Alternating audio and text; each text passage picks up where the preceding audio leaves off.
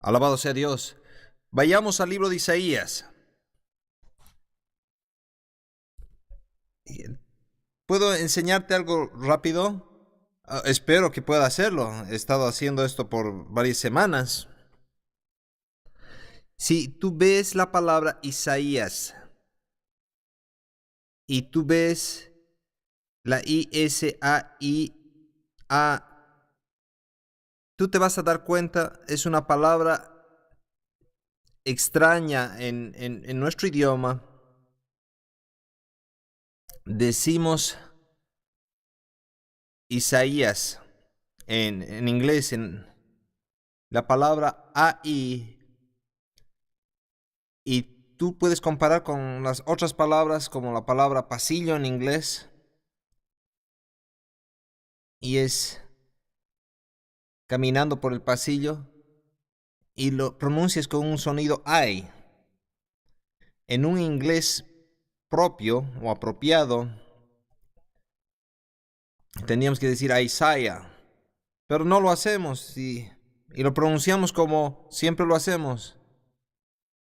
Por la ventaja de que hablamos normalmente de Isaías, pero si tú quieres ser apropiado, tienes que pronunciarlo de otra manera. Y quizás la gente te mire extrañada, pero si tú quieres ir al hebreo acerca de la palabra y el uso de la palabra Isaías, estamos reconociendo que Isaías literalmente tiene en su palabra, en su nombre, lo mismo que Oseas tenía, o Josías, al principio de la palabra. Y el último término, IAS, tiene que ver con Jehová, porque la I y la J se intercambian. Entonces el nombre Isaías significa Jehová es salvación, como Osea o Josué, y lo que hemos explicado la anterior hora. Entonces Isaías significa Jehová es salvación. Y en hebreo su nombre habría sido más largo. Yeshua, algo similar a eso. Entonces, lo hemos reducido y decimos Isaías. Ahí vamos a dedicarle al nombre. Alguien que comentó dice que Isaías es una Biblia en miniatura. Tiene 66 capítulos y la Biblia tiene 66 libros. El Antiguo Testamento tiene 39 libros y los primeros 39 capítulos de Isaías tratan con el juicio por el pecado, los problemas de la nación, y un poquito se compara a la ley. Y luego tienen los 27 capítulos desde el 40 al 66. Constituyen 27 nuevos capítulos que son los 27 nuevos libros del Nuevo Testamento. Y ellos declaran en el libro de Isaías que el Mesías está viniendo. Entonces hay un mensaje diferente del Antiguo Testamento al Nuevo Testamento. Lo mismo pasa en el libro de Isaías, de la primera sección a la segunda sección. Puede ser esto una similitud coincidencial, pero Dios tiene su mano en todo esto. Pero aún así yo tengo que advertirte, antes que hagas de esto una doctrina, que los capítulos y los versículos fueron añadidos más adelante y las divisiones de los capítulos fueron añadidos en el medioevo, en la Edad Media. Entonces, no es necesariamente esta división que Dios ordenó desde el principio. Esto fue hecho más tarde. Pero yo no quiero decir tampoco que el libro de Isaías muy claramente nos da dos mensajes y dos pensamientos. La primera mitad del libro, los primeros 39 capítulos habla acerca de los juicios y de la catástrofe que viene. Y luego parece que cambia a partir del capítulo 40. Y parece que un nuevo hombre empieza a ministrar con un nuevo mensaje. Y eso es una de las razones por la que me detengo aquí. Porque algunos comentarios dicen que este libro fue escrito por dos personas. Otro Isaías escribió la segunda parte. Nosotros rechazamos ese pensamiento. Yo lo hago por varias razones que las vamos a hablar. Una de las cosas que estos críticos liberales han dicho, que el segundo Isaías escribió estos capítulos después de la cautividad babilonia. Una de las razones que dicen ellos, porque una de las cosas que Isaías dice en la segunda parte de este libro son claramente proféticas de lo que va a suceder mucho después. Y después, estos críticos liberales, ellos no creían que él tenía la habilidad de parte de Dios para predecir las cosas que iban a suceder, sino que la escribió después de que habían ocurrido y que no podía predecir con anticipación. Hay una diferencia en lenguaje de la primera parte y la segunda parte, pero también hay similitudes. Las diferencias no son tan grandes. Quiero llevarte rápidamente al capítulo 36 de Isaías y darle un golpe final a esta idea que el libro de Isaías fue escrito por dos hombres. En el capítulo 36, Isaías describe, y lo que tenemos aquí, 36, 37, 38 y 39, son un interludio histórico en la predicación de Isaías. Dice, aconteció en el 14 del rey Ezequías que Sennacherib, rey de Asiria, subió contra todas las ciudades fortificadas de Judá y las tomó. Isaías 36:1. Entonces el rey asirio quiere venir y tomar Judá y capturó varias ciudades y luego rodeó a la ciudad de Jerusalén. Ahora ya hemos pasado el tiempo que el reino del norte, cuando llegamos al capítulo 36, el reino del norte ya fue tomado en el año 722 a.C. Ahora, una segunda ola de asirios bajo el reinado de Sennacherib viene en contra del reino del sur para destruirla. Y eventualmente lo que leemos aquí, que tienen a Jerusalén rodeada. Isaías está clamando al Señor y por su pueblo, y todos están ahí clamando. Veamos el capítulo 37. Aconteció pues que cuando el rey Ezequías oyó esto, rasgó sus vestidos y cubierto de cilicio vino a la casa de Jehová. Dice, y envió por Isaías. Isaías viene y el Señor habla por medio de Isaías, porque has orado a mí, esto es lo que va a suceder. Y Dios les promete que los va a liberar. Ahora, veamos el capítulo 37, 36. Esto es después de la oración y de toda la oración. Una de las labores es la intercesión de los profetas y dice en el verso 36, y salió el ángel de Jehová y mató a 185,000 en el campamento de los asirios, y cuando se levantaron por la mañana, he aquí que todo era cuerpos de muertos.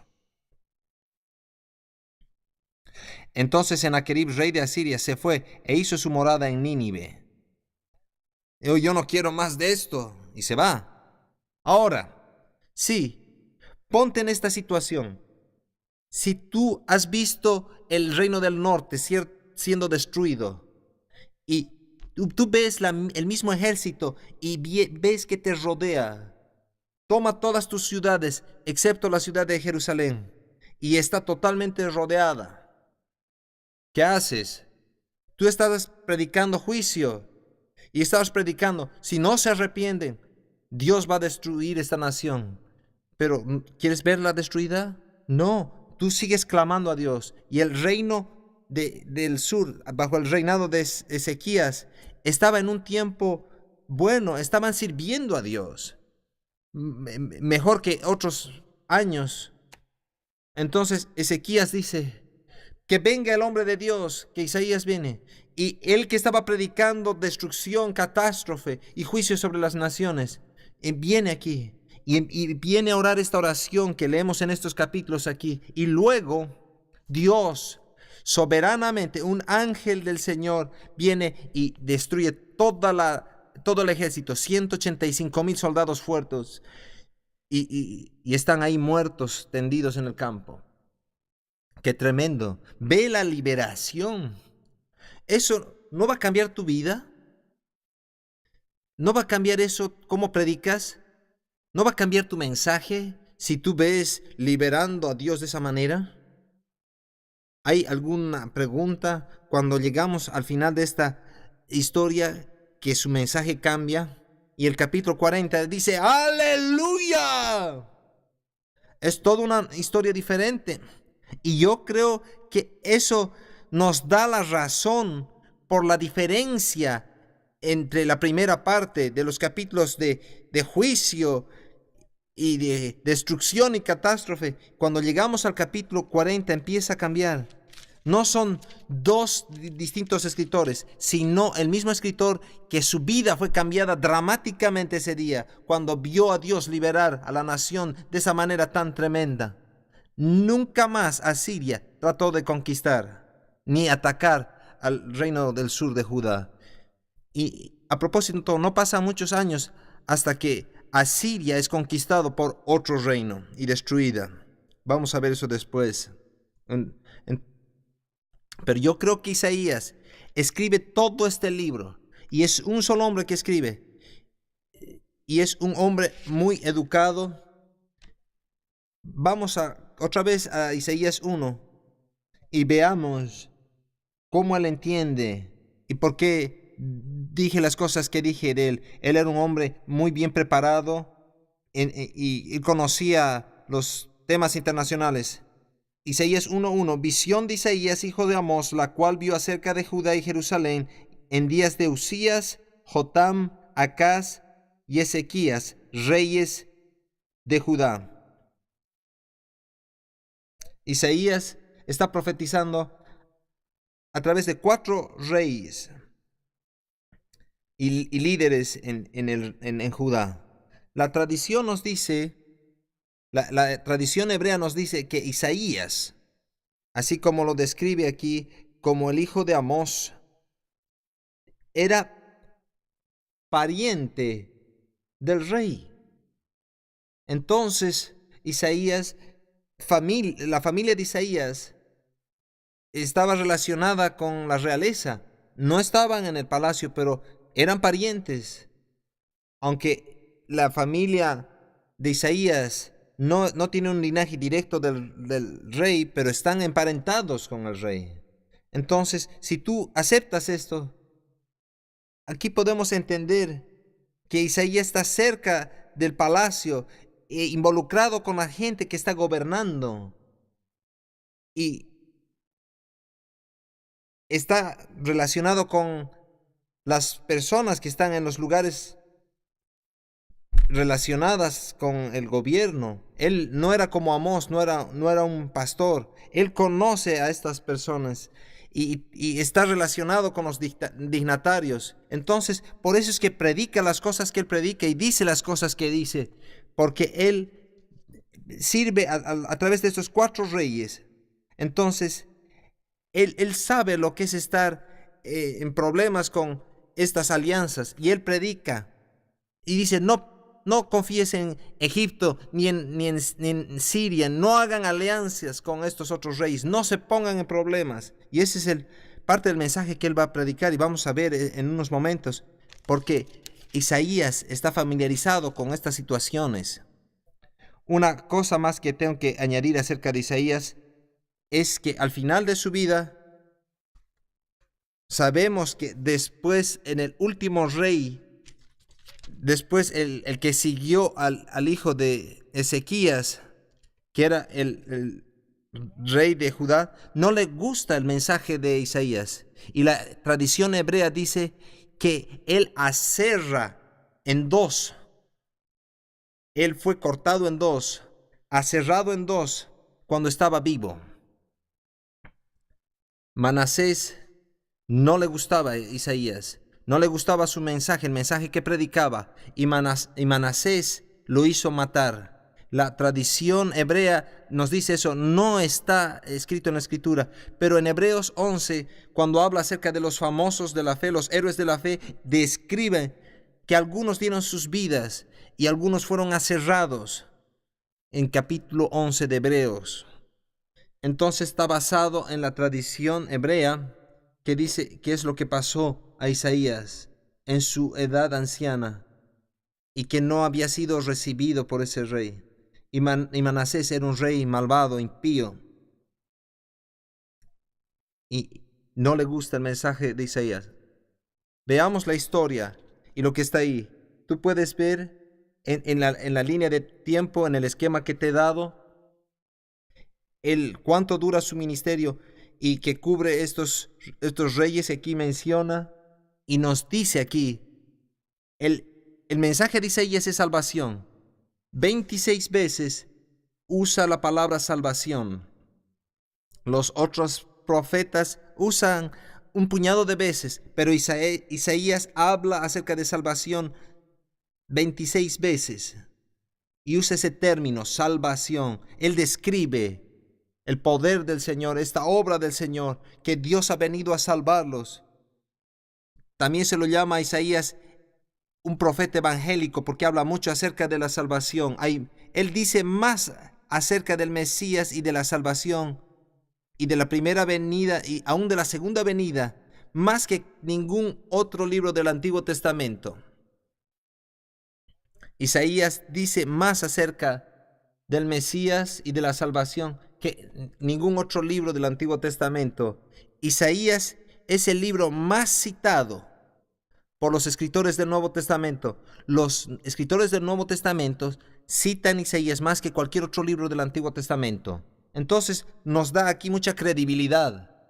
Otra cosa que podemos continuar diciendo que Isaías era un profeta mayor, es el libro más largo, 66 libros, y las más palabras, y claramente es el libro profético más largo de todo el Antiguo Testamento. Era un escritor prolífico en el grupo de los profetas del Antiguo Testamento.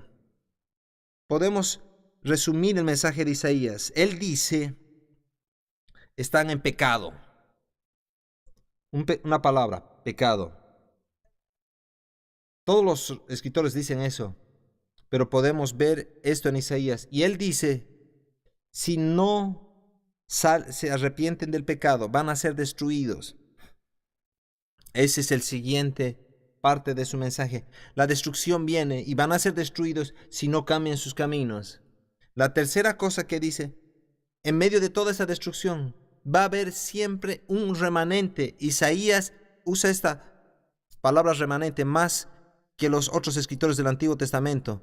Algunos usan algunas veces esta palabra. Va a haber siempre un remanente de gente. Y es parte del mensaje de Isaías. Esa es la tercera parte. La cuarta parte del mensaje es que va a venir un Mesías que va a venir a salvar ese remanente. Va a venir un Mesías. Entonces tenemos pecado, destrucción, un remanente, un Mesías, y lo último es que el Mesías va a venir del linaje de David y lo llama el Hijo de David. Entonces vemos esto consistentemente. Va a venir un Mesías y que va a venir del linaje de David, que es el quinto punto. Y predique ese mensaje una y otra vez a través de distintas maneras. Podemos resumir todo su mensaje de esa manera. Queramos y veamos el libro de Isaías y todas las diferentes cosas que nos predica y la manera como las comparte con nosotros. Los primeros 39 capítulos son profecías de juicio, denuncia a las naciones y son profecías de juicio. Es la manera más simple de decirlo. Capítulos 1 al 39. La primera sección es profecías directamente relacionadas a su nación, Judá. El reino del sur es Judá, y la primera parte se trata acerca de Judá. Quiero que veamos algunos ejemplos de esto y vamos a ver el estilo de Isaías. Él dice, capítulo 1, verso 2, Oíd cielos y escucha tu tierra, porque habla Jehová. Crié hijos y los engrandecí, y ellos se rebelaron contra mí. El buey conoce a su dueño, y el asno el pesebre de su señor. Israel no entiende, mi pueblo no tiene conocimiento. Él dice, yo he criado hijos y los he engrandecido, y ellos se han rebelado contra mí. Él dice, aún un tonto buey sabe quién lo alimenta. Él conoce a su dueño. Aún un asno es más inteligente para regresar y conoce dónde está el pesebre para comer. Y sabe de dónde viene la comida. Pero ustedes tontines no saben. es esencialmente lo que dice. Yo te he levantado, yo engrandecí y ustedes se han rebelado. ¿No sabes que yo te he dado todo y no tienes buen sentido o sentido común de regresar y dejar que yo te alimente? Ve aquí cómo describe a la nación. Verso 4. Oh gente pecadora, pueblo cargado de maldad, generación de malignos, hijos depravados, dejaron a Jehová, provocaron a ira al Santo de Israel, se volvieron atrás. ¿Por qué queréis ser castigados aún? ¿Todavía os rebelaréis? Toda cabeza está enferma y todo corazón doliente. Desde la planta del pie hasta la cabeza no hay en él cosa sana, sino herida, hinchazón y podrida llaga. Ustedes están enfermos desde la cabeza hasta los pies. Herida, hinchazón y podrida llaga. No eran curadas, ni vendadas, ni suavizadas con aceite. La palabra podrida llaga es un término muy horrible en el hebreo original. ¿Quieres que te lo describa? Realmente no quieren, ¿ah? Es esa herida que está supurando ahí, está saliendo el pus. Y es la peor situación. No había sido sanada de ninguna manera, está infectada, está supurando. Y si tú tienes una herida en tu pie y va a contaminar todo tu pierna, si no la curas te va a matar, porque la gangrena va a empezar a subir. Y nosotros ahora sabemos qué es eso. Y esa bacteria va a entrar en el torrente sanguíneo y va a matar a la persona. Y dice, de los pies, de la planta del pie hasta la cabeza, no hay cosa sana. Podrida llaga. ¿Está tratando de hacer amigos? No lo creo. Él está diciendo, miren, esto es terrible. Así está toda la nación. Miren el tono. Y esa es una idea del estilo del tono. Veamos el verso 7. Vuestra tierra está destruida, vuestras ciudades puestas a fuego, vuestra tierra delante de vosotros comidas por extranjeros y asolada por asolamiento de extraños. Y queda la hija de Sión como enramada en viña y como cabaña en medio en melonar, como ciudad asolada. Estas imágenes las hemos perdido porque no somos una sociedad agraria como ellos eran. Él está diciendo, ustedes son como una choza ahí en el jardín de melones. ¿Cuándo tarda en la cosecha de melones? Solo en el verano. Entonces no pones una casa, pones una choza y pones algunos postes y pones unas ramas de techo, algo que pueda hacerte sombra. Simplemente es una choza. Y cuando estás trabajando ahí en el jardín, si necesitas un poco de sombra, ¿qué haces? Te arrimas debajo de esta choza. Así es cuán estables son ustedes. Y el viento viene y todo se va a caer. Ahí es como una choza en medio del melonar. Ustedes no son fieles. Esto no es una casa. Ustedes, les dice, están sujetos a todo viento que venga y puede caer todo. No hay fortaleza en ustedes. En el verso 9 dice, si Jehová de los ejércitos no nos hubiese dejado un resto pequeño como Sodoma fuéramos y semejantes a Gomorra. Y por todas las cosas que está diciendo. Isaías no los deja ahí. Veamos el capítulo 1.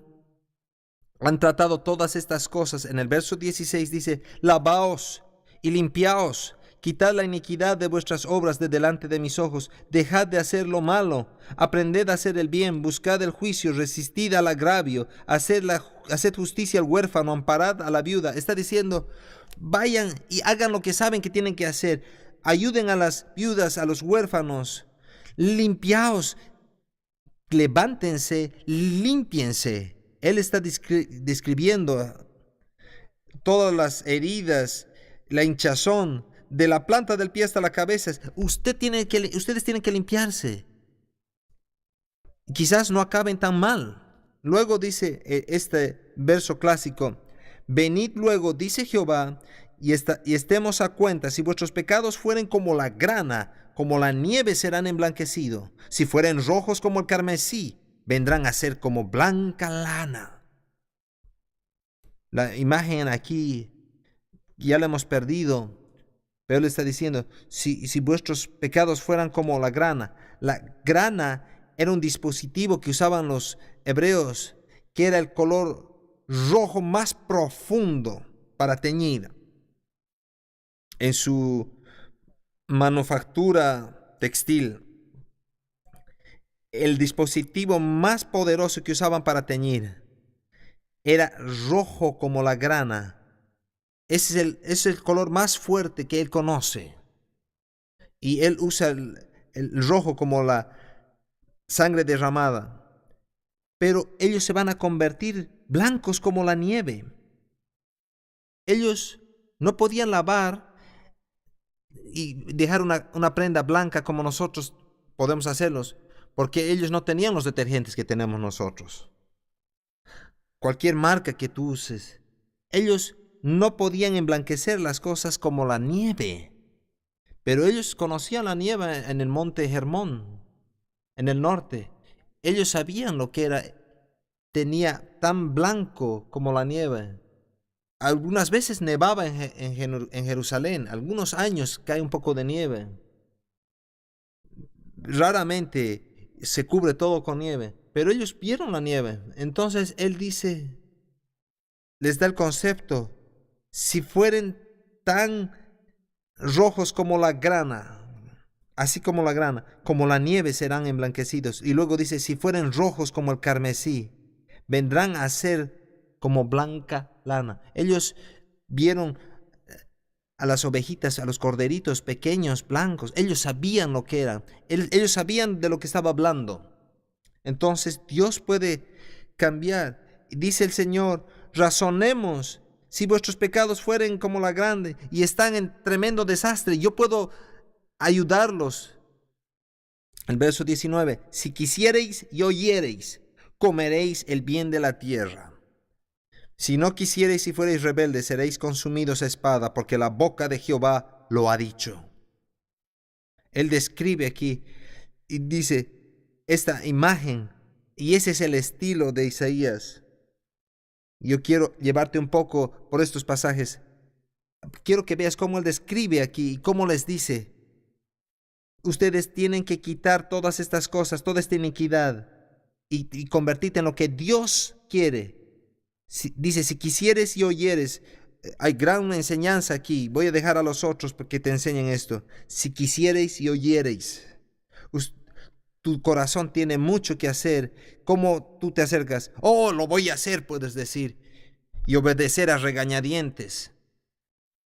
Pero queremos realmente obedecer. Dice, si quisiereis y oyereis, comeréis el bien de la tierra. Dios te va a bendecir, te va a prosperar en todas las cosas que necesites. Quiero mostrarte un ejemplo más del estilo de Isaías, capítulo 5 de Isaías. En capítulo 5 nos dice y nos da algunos cuadros, una canción. Él compone una canción, la canción de la viña. Dice ahora en verso 1, ahora cantaré por mi amado, el cantar de mi amado a su viña. ¿A quién está cantando? Al Señor, sí. Está cantando al Señor. Déjame cantar por mi amado, el cantar de mi amado a su viña. Dios la obra de Dios en su viña, nosotros somos sus viñas.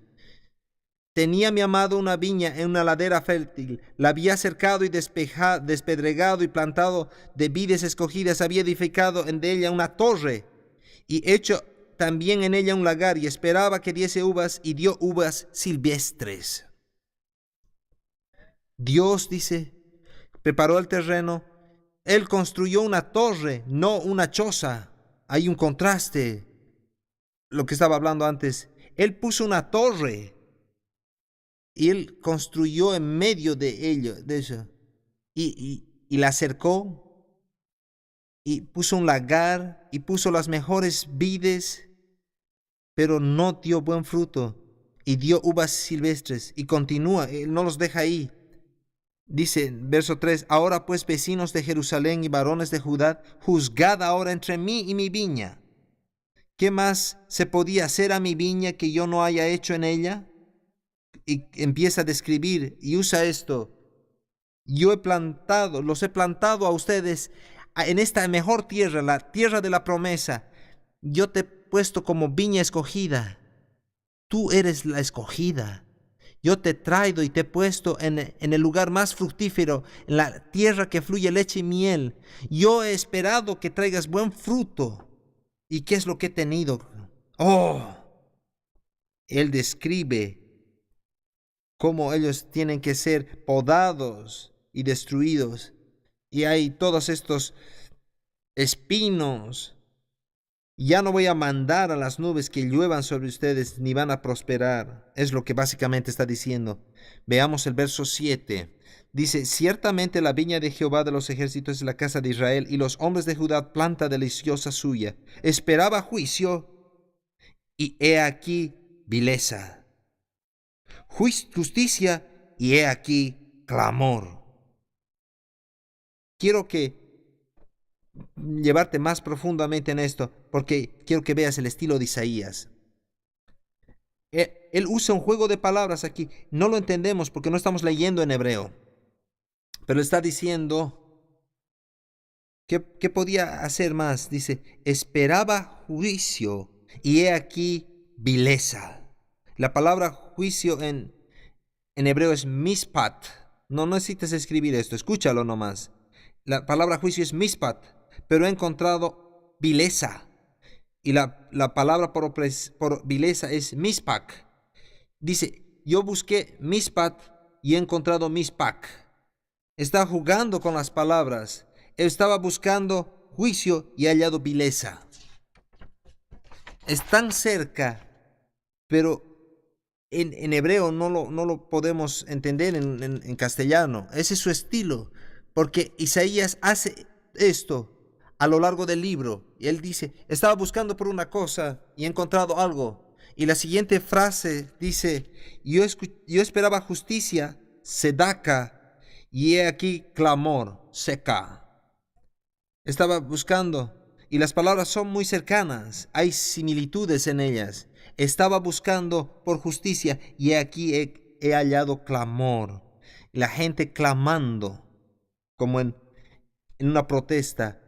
Y está oculto a nosotros en castellano, pero ese es el estilo como él aborda este tema, y es así como él predica a lo largo de todo su libro y tratando con todo esto. Hay otro pasaje hermoso en el capítulo 11, cuando él es llamado del Señor. Está en la primera sección y dice 6:1, en el año que murió el rey Usías, es al principio de su ministerio, vi yo al Señor sentado sobre un trono alto y sublime, y sus faldas llenaban el templo. Yo no sé, hay muchas conjeturas por qué pone aquí la historia, porque es aquí el Señor lo llama y lo manda al ministerio. Al final de este pasaje el Señor dice, ¿quién irá por nosotros a la nación? Y él dice, heme aquí, yo iré. Entonces, no sé si el Señor lo llamó cuando ya estaba predicando o él escoge poner en este orden la historia. Aquí en el capítulo 6 nos dice cómo Dios lo llama al ministerio. Y quiero que tú veas un par de cosas. En verso 1 dice, yo vi al Señor. Y ve la palabra aquí que se usa Señor. ¿Se acuerdas? Algunas versiones en lugar de Jehová usan la palabra Señor, todas en mayúsculas. Son letras mayúsculas para indicarnos que es la palabra Jehová. Aquí usa otra palabra diferente, usa la palabra Adonai. Yo vi al Señor Adonai. ¿Por qué? Porque si él usa la palabra Jehová todo el tiempo, ¿por qué no usa la palabra Jehová aquí? Una explicación puede ser que este no era Dios el Padre. Puede haber sido Jesús. Yo vi al Señor, dice, sentado sobre un trono alto y sublime, y sus faldas llenaban el templo. Y yo lo vi en los cielos, y los ángeles que volaban y gritaban, Santo, Santo es el Señor. Y si tú continúas leyendo, lee con este entendimiento que vio a Jesucristo siendo levantado. Y cuando vine a su presencia, la primera reacción, cuando reconoce que estaba en la presencia del Señor, caí sobre mis rodillas y dije, ay de mí que soy muerto, porque siendo hombre inmundo de labios. Y dice más abajo, en el verso 5, y habitando en medio del pueblo que tiene labios inmundos, han visto mis ojos al Rey. Yo no puedo hablar tus palabras efectivamente, soy un hombre, soy inmundo de labios. Y dice, y voló hacia mí uno de los serafines, teniendo en su mano un carbón encendido tomado del altar con una de las tenazas. Y tocando con él sobre mi boca, dijo, he aquí que esto tocó tus labios y es quitada tu culpa y limpio tu pecado. En el verso 7 nos habla de esto. Tú ves, Dios me dijo que Él iba a hacer esto en mi vida. ¿Quién puede pecar tus pecados? Jesucristo. Necesitamos ese perdón. Y aquí pone el mensaje y el ministerio, porque Él ve a Jesús en un trono alto y sublime. Y cuando Él dice, ¿quién irá? ¿A quién enviaré? Y Él dice, heme aquí, envíame a mí. Una de las cosas que nos alientan aquí, Él dice, yo iré, envíame a mí. El Señor dice en el verso 9, y dijo, anda y di a este pueblo, oíd bien y no entendáis, ved por cierto, mas no comprendáis. Engruesa el corazón de este pueblo y agrava sus oídos y ciega sus ojos. Él está diciendo, puedes predicarles todo lo que quieras, pero ellos han cerrado sus oídos, no te van a escuchar. Sus ojos te van a mirar, pero no van a percibir lo que está sucediendo. ¿Alguna vez te ha pasado esto y te está hablando alguien y no lo estás mirando? Has puesto tu protector de pantallas y miramos ahí. A veces cuando el predicador está predicando y la gente está mirando así, se han ido a Haití o a algún lugar, su mente se ha ido lejos. Él dice, tú les puedes predicar todo lo que quieras, anda, pero ellos no siempre te van a escuchar. ¿Y qué dice Isaías? En el verso 11, ¿hasta cuándo, Señor? Y él responde, hasta que las ciudades estén desoladas y sin morador y no haya hombre en las casas. Y Dios le dice, esta tierra va a ser hecha un desierto. Y le dice, no te preocupes, Isaías, está en mi mano, yo lo tengo.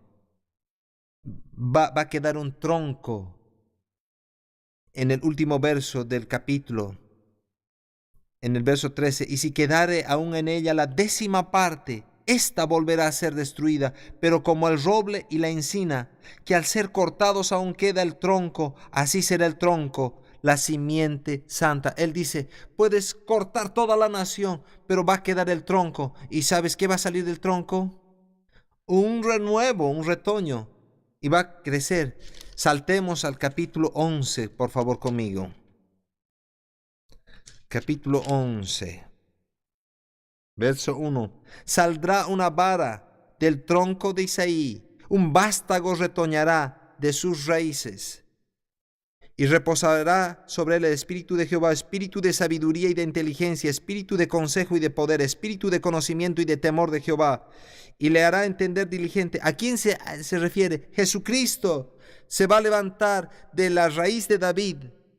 Aunque no importa si los cortamos, va a haber un remanente, una décima parte, que va a servir al Señor, y va a salir un vástago, retoñará de sus raíces, del tronco. Isaías, vas a predicar a muchos, no te van a escuchar, pero estoy hablando acerca de nosotros. Yo te estoy predicando a ti el mismo mensaje. Estás predicando y predicando. Parece que nadie está recibiendo en algunas situaciones, porque hay muchas personas que quieren ir por su propio camino, pero siempre va a haber alguien que va a responder, y alguien va a haber un vástago que va a levantarse del tronco de Isaí a través de Jesucristo, y vamos a tener un reino victorioso, porque ¿quién sale del vástago de Israel o de David, del linaje de David? Viene Jesucristo. Entonces sabemos que está viniendo un Mesías. Ese es el mensaje de Isaías, que va a venir. Pecado, destrucción, ¿se acuerdan? Remanente, Mesías. Viene el Mesías de la raíz de Isaí. Aquí lo predica una y otra vez. Quiero que veamos. Hay muchos capítulos para cubrir. Veamos algunos destellos de este libro, y quiero mostrarte por qué lo ha puesto así. Veamos otras de las cosas que están aquí. Capítulos 1 al 39 tiene que ver con todo el juicio, y la primera parte, los primeros capítulos, tiene que ver con Judá. Y empieza con el capítulo 13, profecía sobre Babilonia, revelada a Isaías, hijo de Amós. Necesitas leerlas en relación con la Babilonia actual, y te va a dar entendimiento para la profecía contemporánea que se está cumpliendo. Y empieza así. Veamos el capítulo 14 y dice, saltemos al capítulo 15, por favor. Profecía sobre Moab. Y si tú continúas con estos siguientes capítulos, vas a ver que continúa con lugares como Filistea, Siria, Damasco, Etiopía, Egipto, Babilonia, Edom, Arabia, Jerusalén, Tiro. ¿Has escrito todo eso? No necesitas escribirlos. Él sigue toda una lista de todas estas naciones a las cuales él habla el mensaje de juicio. Él habla a su propia gente, luego lleva el mensaje a los otros, a otros lugares, a estas otras áreas. Y eso es lo que estos primeros 39 capítulos hacen. Hemos saltado muchas cosas. Capítulo 14, cuando habla acerca de la profecía contra Babilonia, y él ve la imagen de lo que nosotros sabemos que es Satanás. El capítulo 14 no trata solo con la profecía local, sino con un tema profético más de lo que Satanás ha hecho, porque habla acerca de Lucifer y dice: ¿cómo caíste del cielo, oh lucero, hijo de la mañana? Hay muchos mensajes aquí. Cuando llegamos al capítulo 40, a la segunda parte del libro de Isaías, el mensaje cambia completamente. Son profecías que tratan con consuelo.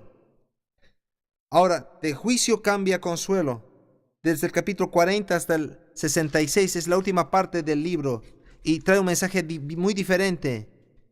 Y la última parte trata con liberación y con el libertador de Israel. ¿Quién es? Jesucristo viene para traerles liberación, pero los rechazan, y vemos en el rechazo acerca del siervo sufriente en el capítulo 53. Y también él describe algo más allá, que Israel va a tener un futuro glorioso y describe lo que obviamente es el reino milenial cuando Jesucristo está reinando. Y dice que el león va a morar con el cordero y el niño va a jugar ahí en la cueva de la serpiente y no va a ser mordido y va a poner su mano donde las serpientes y no va a haber ningún problema. Él describe aquí el reino milenial y esta situación tan maravillosa. Quiero que regresemos un poco. Quiero regresarte a los tres hijos de Isaías. Dos de ellos son hijos literales de Isaías y uno es un hijo profético. Veamos a sus tres hijos. Isaías capítulo 7. Mucho como hemos visto en Oseas, en la profecía de Oseas, y cómo los nombró acerca de los sermones que él tenía a sus hijos, Isaías usa el mismo método. Verso 3, 7:3. Entonces dijo a Jehová a Isaías: sal ahora al encuentro de Acaz, tú y Sear-Jasub, tu hijo, al extremo del acueducto del estanque de arriba, en el camino de la heredad del lavador. Y va y se encuentra con Acazaz y lleva a Sear-Jasub, tu hijo, y le dice y se encuentra con el rey Acaz y le dice Isaías para instruir al rey: no te preocupes de esta alianza que está en contra tuya. Esto es un tiempo histórico cuando había una alianza de 2 o 3 reinos para que querían conquistar a Judá. No tienes que preocuparte. Y la razón por la que yo digo esto es que toma a Sear-Jasub. Sear-Jasub, el nombre de Sear-Jasub significa un remanente volverá. Su nombre dice, un remanente volverá. Entonces le dice, en un sentido está diciendo simbólicamente tú, Acaz: no te preocupes, Acaz, mi hijo ha sido nombrado con esto. Dios te va a proteger. Vamos a sobrevivir. No tienes que preocuparte. Entonces usa Sear-Jasub como una ilustración, puedes decir, por ese mensaje a Acaz: vamos a lograrlo, todo va a estar bien, no te preocupes. Dios ya me ha dado la confirmación. Aquí está, este es mi hijo, este joven que tengo conmigo. Este es el futuro de Israel, lo vamos a lograr. Y hay una confianza en ello. Ahora, veamos en el capítulo 7, en el verso 10. Habló también Jehová a Acaz diciendo: pide para ti señal de Jehová tu Dios, demandándola ya sea de abajo en lo profundo o de arriba en lo alto. Y Dios le dice a Isaías: si tú no estás seguro, pide una señal y yo te la voy a mostrar a ti. Pero Acaz, quien realmente no está confiando en el Señor, dice: oh, no pediré y no tentaré a Jehová. Yo no quiero ir y yo no quiero que Dios me pruebe nada. Está tratando de presumir que tiene fe, pero Dios le está ofreciendo: déjame darte una señal. Y Acaz lo rechaza. Bien, dice Isaías, dice, verso 13, dijo entonces Isaías: oíd ahora, casa de David, ¿os es poco el ser molestos a los hombres, sino que también lo seáis a mi Dios? ¿Van a rechazar a Dios, en otras palabras? ¿Van a rechazar esa señal? Eso es lo que va a pasar. Verso 14, por tanto el Señor mismo os dará señal: he aquí que la Virgen concebirá y dará a luz un hijo, y llamará su nombre Emmanuel. Comerá mantequilla y miel hasta que sepa desechar lo malo y escoger lo bueno, porque antes que el niño sepa desechar lo malo y escoger lo bueno, la tierra de los 2 reyes que tú temes será abandonada. Jehová hará venir sobre ti, sobre tu pueblo y sobre la casa de tu padre días cuales nunca vinieron desde el día que Efraín se apartó de Judá. Esto es el rey de Asiria. Entonces, si tú no quieres esta señal que confirma que vas a ser liberado, Dios te va a dar una señal. Y la señal es Emmanuel. Pero, ¿qué va a tener que hacer eso con Emmanuel? ¿Va a suceder en su tiempo de vida? Tú tenías una oportunidad, pero tú la rechazaste. sino que esto va a suceder en generaciones que vengan. Y Emmanuel va a nacer a esta casa. Un último hijo. No va a tomar mucho. Capítulo 8, verso 1. Me dijo Jehová, toma una tabla grande y escribe en ella con caracteres legibles tocantes a Maher Salal Hasbaz. Maher Salal Hasbaz es el hijo literal de Isaías. Y el otro era un hijo profético, Jesucristo. Y escribe su nombre, Maher Salal Hasbaz. Cuando este hijo nazca, ¿no te gustaría tener ese nombre? Es el nombre más largo en toda la Biblia. ¿Lo has memorizado? Maher Salas Hasbaz. Es el nombre más largo en la Biblia y literalmente significa apresúrate al despojo. Anda, y en otras palabras está diciendo, va a venir bajo juicio, van a perder todo y van a ser despojados como nación. Todos los bienes van a ser llevados. ¿Por qué? Porque no confiaron en el Señor. Estos 3 hijos predican el mensaje, van a ser destruidos si no confían en el Mesías. Es el tercer hijo, el Mesías, que es nacido de la promesa, Emmanuel, que es Dios con nosotros. Esos hijos nos dicen mucho acerca de Isaías y cómo trata este mensaje. Amén. Vamos a terminar aquí. Dios los bendiga.